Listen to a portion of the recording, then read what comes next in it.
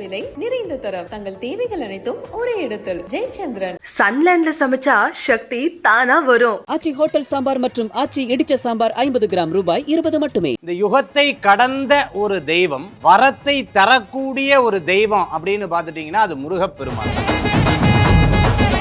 இதையும் பார்த்துட்டோம்னா நமக்கு 2 கண். முருகப்பெருமானுக்கு 12 கண்கள் இருக்கு. இந்த 12 கண் மட்டும்தான் அவருக்கு இருக்கான்னா 18 கண் இருக்கு. எப்படி சார் 18 கண்? முருகா முருகா முருகா என்று ஓதுவார்க்கு 2 கால்களும் தோன்றும். நீங்க சித்தர்களுக்கும் ஞானிகளுக்கும் காட்சி கொடுத்த புராணங்கள், கதைகள்லாம் நம்ம பார்த்திருப்போம். ஆனா இன்றைய தினத்திலையும் ஒவ்வொரு பக்தர்களுக்கும் இன்னைக்கு ஒன்று வேண்டினா அன்னைக்கே நடத்தக்கூடிய அற்புதமான சக்தி. மன வருத்தத்தோடு இப்படி உட்காந்துருக்கும் போது வண்டியில் முன்னாடி ஒன்று போட்டிருக்கும், யாம் இருக்க பயமேன்னு போட்டிருக்கும். அப்பா அப்பா அப்பா அப்பா என்னென்ன தான் அனுகிரகம் பண்றார், என்னென்ன விஷயத்தை அனுகிரகம் பண்றாருன்னா வேண்டும் வரத்தை அத்தனையும் அள்ளித்தரக்கூடியவர் முருகப்பெருமான். குழந்தை இல்லாம இந்த முருகன்கிட்ட நடந்து வந்தோம். இப்ப பாத்தீங்கன்னா எங்களுக்கு குழந்தை பிறந்து அந்த 2 குழந்தைகளும் இப்ப முருகப்பெருமான் பாருங்க, இவங்க 2 பேர் தான் பாத யாத்திரையா நடந்து வராங்க. முருகர் யுகம் பத்தி பேசுறதுக்கு நீங்க இன்னைக்கு எங்களோட கலந்துருக்கீங்க, ரொம்ப நன்றி. முதல்ல முருகர் யுகம்னா என்னன்னு தெரிஞ்சுக்க ஆசைப்படுறேன். முதல்ல மகேஷ் ஐயர் உங்ககிட்ட இருந்து ஆரம்பிக்கலாமா? கண்டிப்பா. முருகனே செந்தில் முதல்வனே மாயோன் மருகனே ஈசன் திருமகனே உருகை முகன் தம்பியே நின்றுடைய தண்டை கால் எப்பொழுதும் எப்பொழுதும் நம்பியே நம்பியே கைதொழுவே நான் வேல் வேல் முருகா வெற்றிவேல் முருகனுக்கரகரோகரா. வணக்கம். இந்த அற்புதமான நிகழ்ச்சி, பொதுவாக ஒவ்வொரு நிகழ்ச்சிக்கும் ஒரு சிறப்புகள் அப்படிங்கிறது இருக்கு. அந்த நிகழ்ச்சிக்கே சிறப்பு கொடுக்கக்கூடிய ஒரு அற்புதமான பேரை நம்ம வச்சிருக்கோம், முருகர் யுகம் அப்படிங்கிற ஒரு அற்புதமான தலைப்பு. முருகா அப்படின்னு சொன்ன உடனே மனம் உருக வேண்டக்கூடிய பக்தர்கள் இங்க எத்தனை பேர் இருக்கிறத நம்ம பார்க்க முடிகிறது. உலகெங்கும் இருக்கக்கூடிய ஆலயங்கள்ல முருகப்பெருமானுடைய ஆலயங்கள் தான் நிறைய இருக்கிறத நம்ம பார்க்க முடியுது. இந்த யுகம், ஒவ்வொரு யுகத்தை நாம் தனித்தனியாக நம்மளுடைய பஞ்சாங்க குறிப்புகள்லையும் யுகங்களை கடந்து நம்ம பார்த்துட்டு இருக்கோம். இந்த யுகத்தை கடந்த ஒரு தெய்வம், வரத்தை தரக்கூடிய ஒரு தெய்வம் அப்படின்னு பார்த்துட்டீங்கன்னா அது முருகப்பெருமான் தான். இந்த முருகப்பெருமானுடைய சிறப்புகளை பற்றி சொல்லணும் அப்படின்னா 1 2 10 சொல்லிகிட்டே போகலாம். ஒவ்வொரு பக்தர்களும் இப்போ நான் என்னோட நிறைய நிகழ்ச்சியை பார்த்துட்டு, சார் நான் எப்பவுமே சிவபெருமானை தான் கும்பிடுவேன், ஆனால் நீங்கள் என்னமோ இந்த ஆரம்பிக்கும் போது முருகா முருகான்னு சொல்லுவேன். இதை சொல்லி சொல்லி நானும் முருகா முருகான்னு சொல்ல ஆரம்பிச்சிட்டேன். எங்கேயாவது மற்ற கோயிலுக்கு போனாலும் முருகான்னு வேண்ட ஆரம்பிச்சிட்டேன் சார். அது தானாகவே வருது. நீங்கள் முருக பக்தர் எல்லா பக்தர்கிட்டையும் கேட்டிங்கன்னா போதும், நீங்கள் வேற சன்னிதானத்துக்கு போய் நின்னாலும் உள்ளேருந்து முருகான்னு வந்துடும். இது யதார்த்தமாக நடக்கக்கூடிய உண்மை. நான் எப்பவுமே சொல்றது உண்டு, மற்ற கோயில்களில் சாமியை பார்த்த உடனே கண்ணை 2ஐயும் மூடுவீங்க. இது இயல்பு. குழந்தைகள்லேருந்து அம்மா அப்பா கூட சொல்லி கொடுக்க மாட்டாங்க. ஆனால் முருகப்பெருமானுடைய கோயிலுக்கு போனால் கண்ணு 2ஐயும் அப்படி முழிச்சு பார்த்து கும்பிடுவோம். ஏன்னா ஒரு சனம் எங்கேயாவது அவருடைய நம்ம கண்ணிலேருந்து அவருடைய இதிலிருந்து நம்ம மாறிடக்கூடாதுன்னு அப்படி கண்களை திறந்து அவருடைய திருப்பாதங்கள் அந்த முருகனுடைய அழகை, வேலை வேலவனை வேலாயுதனை தண்டாயுத பாணியை அந்த முருகப்பெருமானை அப்படியே பார்த்துட்டு இருக்கோம். இன்னொரு பேர் அதிசயம் சொல்கிறேன், இது முருக பக்தர்களுக்கெல்லாம் தெரிஞ்ச ஒரு அதிசயம். அதாவது எந்த இடத்துலையும் முருகரை அவங்க பார்த்துக்கிட்டே இருப்பாங்க.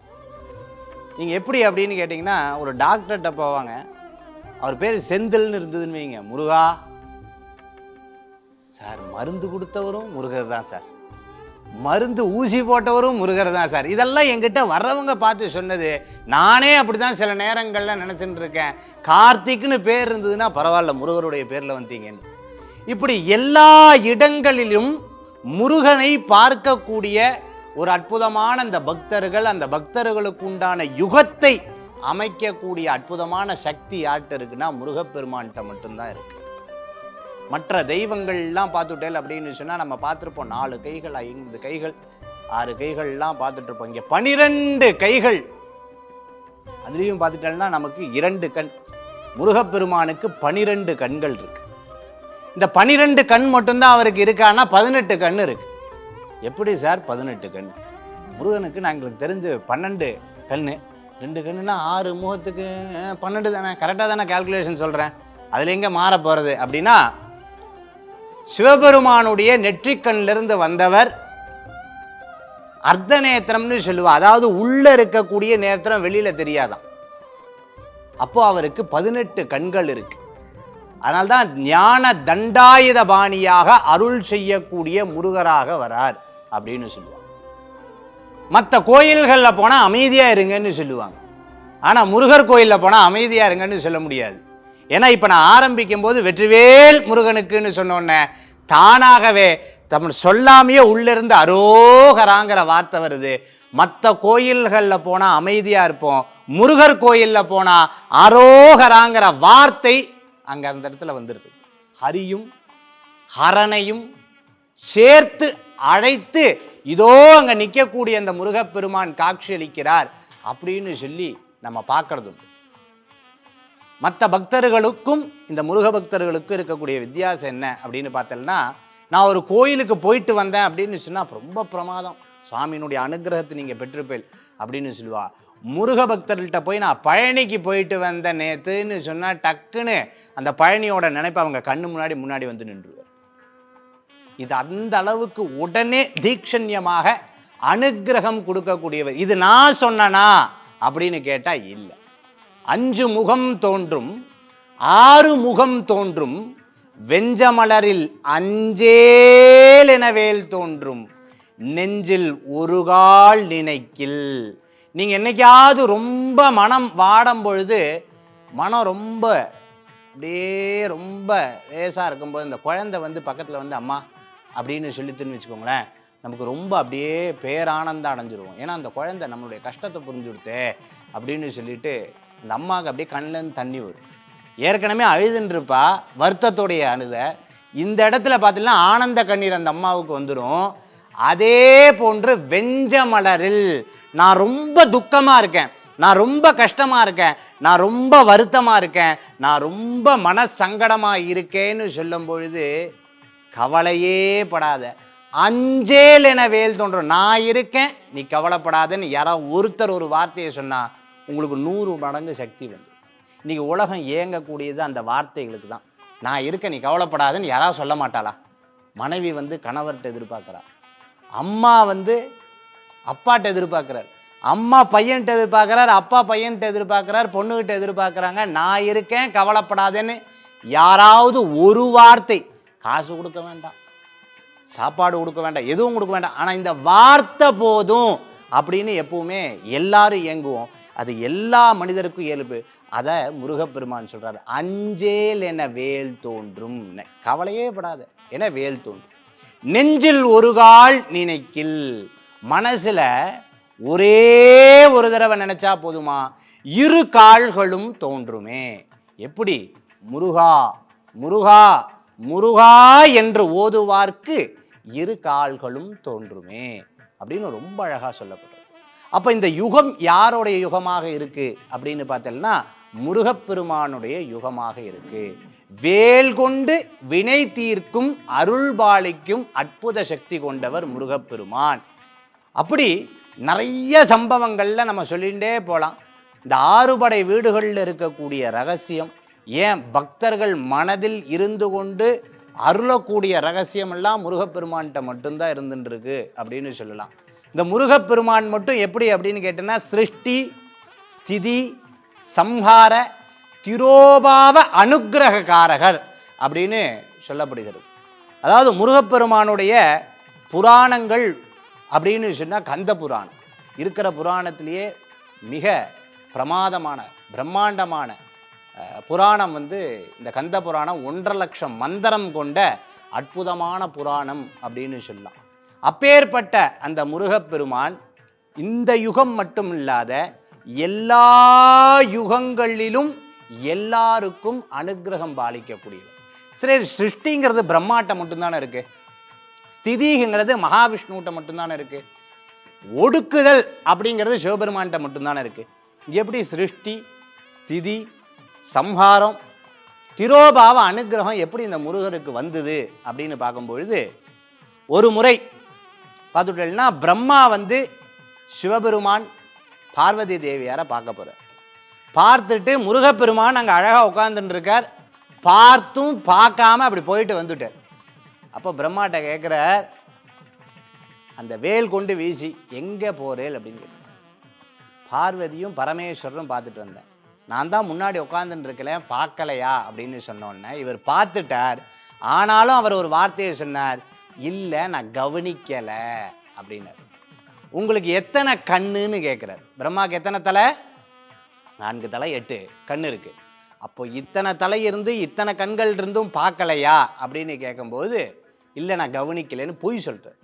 அப்போ முருகன் கேட்குறார், உங்களுக்கு என்ன வேலை அப்படின்னு கேட்கும்போது அவர் சொல்கிறார், நான் பிரம்மா படைத்தலை கொண்டவன், நான் படைக்கும் வேலையே கொண்டவன், எதை அடிப்படையாக வைத்து படைக்கிறீங்க அப்படின்னு கேட்குறாரு. இவருக்கு ஒரு அனுபவம் இருக்குது முருகப்பெருமானுக்கு. என்ன அப்படின்னு கேட்டோம்னா, சிவபெருமான் பார்வதி தேவியார்கிட்ட இந்த உலகத்தை பற்றியும் படைத்தலை பற்றியும் காத்தலை பற்றியும் ஒடுக்குதலை பற்றியும் கேட்கும் பொழுது அவர் மடியில் உட்காந்துருந்துருக்கார்.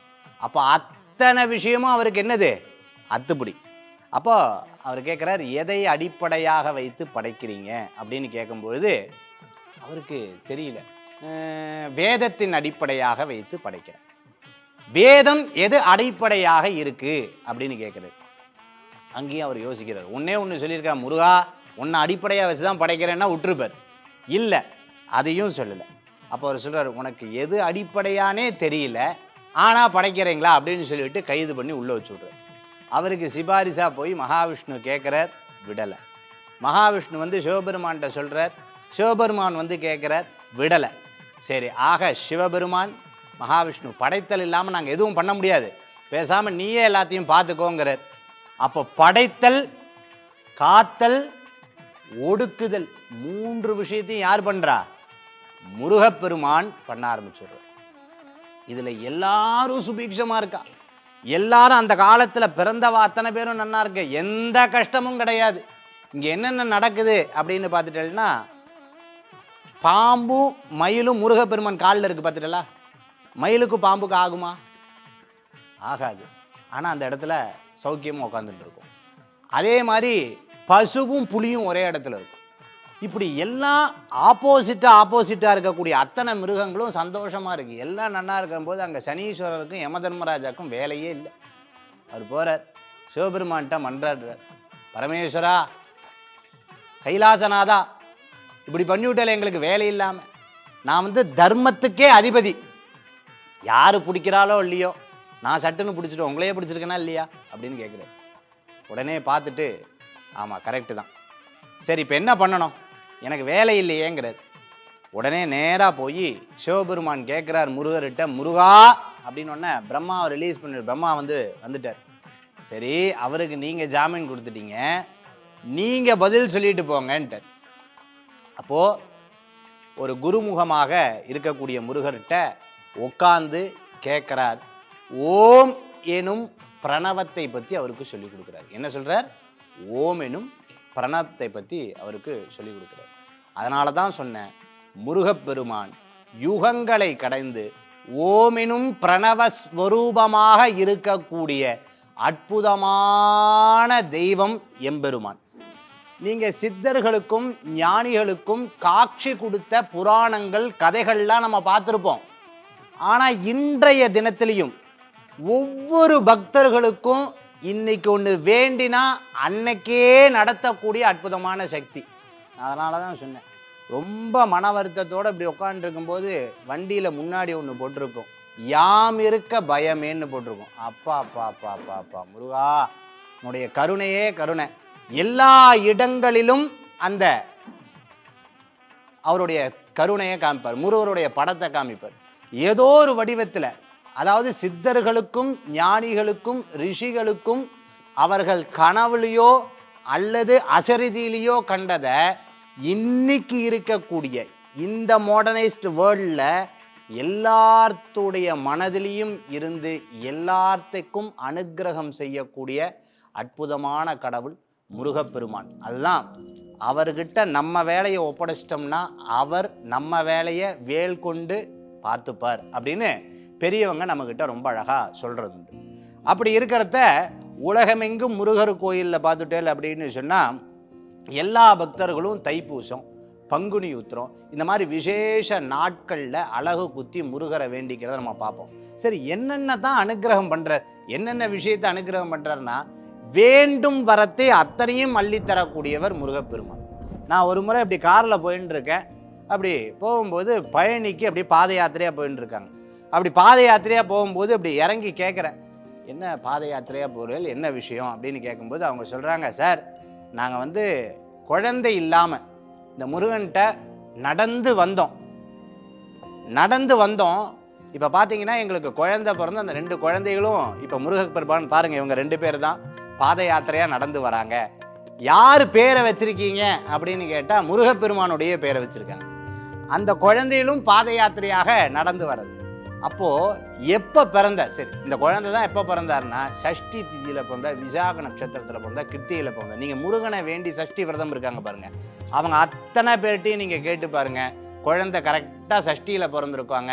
இல்லைன்னா விசாக நட்சத்திரத்தில், இல்லை பூச நட்சத்திரத்தில், இல்லை கிருத்திகை நட்சத்திரத்தில், இல்லை பரணி நட்சத்திரத்தில் முருகப்பெருமானுக்கு உகந்த நாளை தொட்டு பிறந்திருக்கார். அந்த இடத்துல அவர் காண்பித்து கொடுக்குறார், நான் இருக்கேன், நீ ஏன் கவலைப்படுற அப்படின்னு சொல்லிட்டு.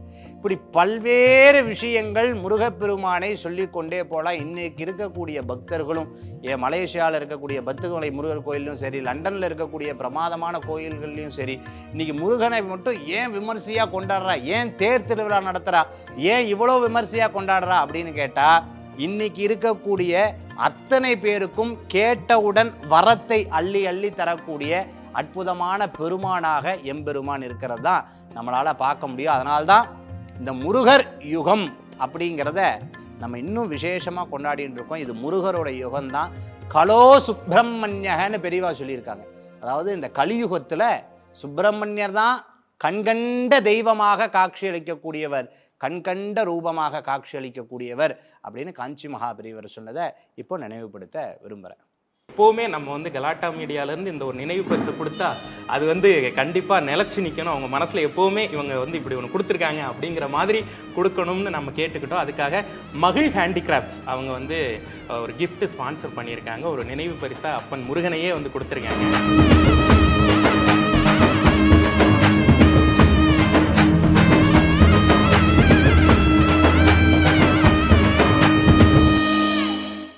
விலை, நிறைந்த தரம், தங்கள் தேவைகள் அனைத்தும் ஒரே இடத்தில். ஜெயச்சந்திரன். சன்லேண்ட்ல சமைச்சா சக்தி தானா வரும். ஆச்சி ஹோட்டல் சாம்பார் மற்றும் ஆச்சி இடிச்ச சாம்பார் 50 கிராம் ரூபாய் 20 மட்டுமே.